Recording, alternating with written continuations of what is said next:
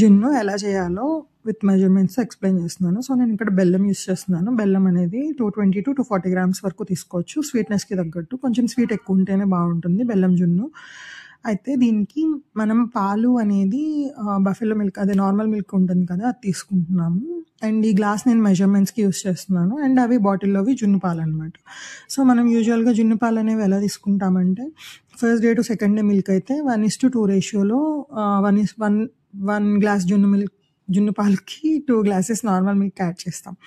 So అది third day అలా వచ్చేసింది అనుకోండి, ఒక హాఫ్ గ్లాస్ నుంచి 1 గ్లాస్ వరకు తగ్గించుకుంటూ వెళ్ళొచ్చు. అంటే ఇప్పుడు మన పాలు థిక్నెస్ని బట్టి ఐడెంటిఫై చేయాలి.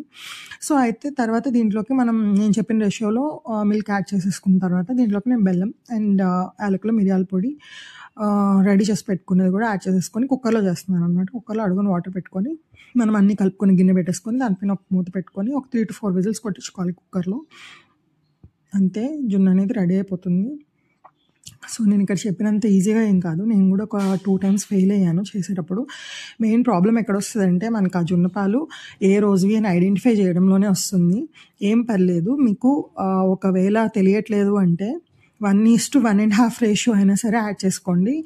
ఇంకా కొంచెం పల్చగా ఉన్నాయి పాలు అనుకుంటే 1:1 రేషియోలో అయినా యాడ్ చేసేసుకోండి. ఇబ్బంది ఏం లేదు. తెలిస్తే వెల్ అండ్ గుడ్. ఇక్కడ నేను తీసిన వెంటనే బౌల్లో వేసుకొని తినేస్తున్నాను. కొంచెం సేపు ఆగి లేదంటే ఫ్రిడ్జ్లో పెడితే ఇంకా గట్టి పడుతుంది.